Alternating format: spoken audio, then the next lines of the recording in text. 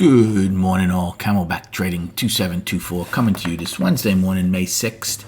We're looking at the market profile of the SPY ETF here on Window Trader.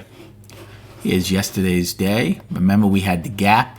Let's just talk about a little what transpired late yesterday afternoon because it certainly has effect on what happens today.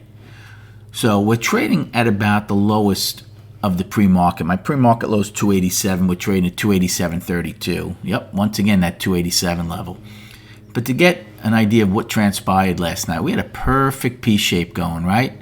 So that's short covering, but also along with that short covering, when you're getting that kind of grind up throughout the day, you're also getting the algorithms that just keep buying it, right? We had higher value. We never saw the opening, the gaps holding.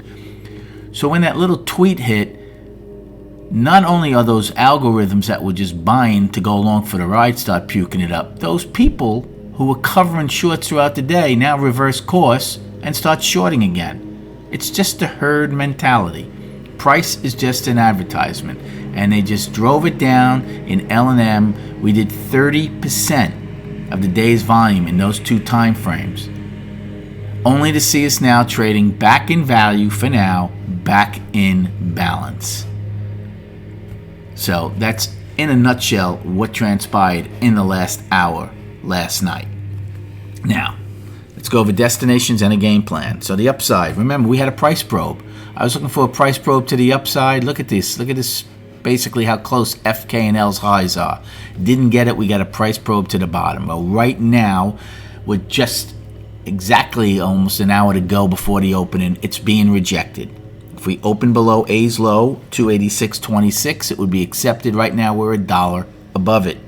Then we don't have anything to yesterday's high of 289.24. Remember, we only ended up 8 wide. We didn't have an afternoon pullback low. We have nothing. So, again, if we are able to stay out of M period, there's a very good chance we're just going to start grinding higher again. But M period is going to play a big factor, I think, in this morning's trading. And then above that, we have 289.68, 10 wide from the 30th, and then 292.24 daily high. For the downside, we have yesterday's low of 285.75, and then filling the gap at 283.90, 185 tick gap, still large. And then we have 283.40, the price probe, right? Still firmly being accepted from May 4th, and then the single prints which from that day, which I had given you a couple of times. So what's the game plan for this morning? Well, because the algorithms got so agitated in L&M, right? Now they have to seek what they want to do today, right? There was a firm game plan by those algorithms, A through K, right? Just grinding it higher, beautiful P shape, pulling back. Looked like we had an afternoon pullback low, and then we were going to finally go and take out the top until that happened. When their little perfect game plan gets ruined, and they get agitated, now it seems like they just scatter all over the place. So they're not sure what they want to do this morning. Right now, in value, in balance, there's no trade for me. I think M period is important because, again, these are just programmers that set these algos. If you get accepted into M period, well, then there's a good chance you're going to probably test all of M period's range, and then we see if we get into the gap. If, however, they'll be able to stay above M period, well, there's a good chance you're going to trade up to at least POC. Right? It was only 8 wide. I want 9 wide or more, but it's still a reference point. You get above POC, well, then there's nothing stopping you from taking out yesterday's high. Now, ES had a poor high. We did not. So, for me, A period is still basically a waiting period. If we get accepted back into M and below value, maybe I take a put play to see if we test yesterday's low. However, if we come right back out of M, I'm out of that trade. So that's not the best trade, especially in value, in balance, right? Those are your worst of the risk reward. Can you take a call play above M? You can. And then you have to decide when you want to be out. If you get accepted into M, if you get accepted below yesterday's value, then I would get out of that trade and reassess.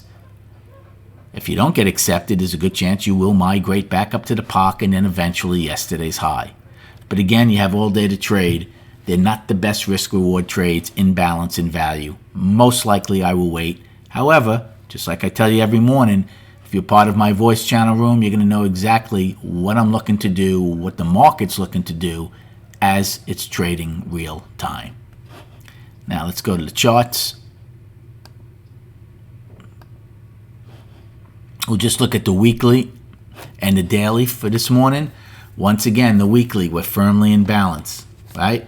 The bull's goal is to end up above these 3 weeks highs, right? 288.52 being the big one. Right now, we're trading at 287.44 again. Again, neither side will give up this 287 level that easily. And then in the daily, we're in balance. A firm, huge balance.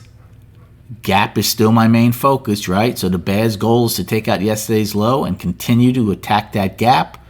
The bull's goal, like I said last night, if that was just price going down, and price is just an advertisement, and we're able to hold yesterday's low, then there's nothing stopping them from just grinding up and possibly taking out yesterday's high and then continuing their assault to the top of this balance.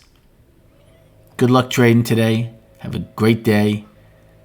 Check us out at camelbacktrading.org, and we'll recap at 4 p.m.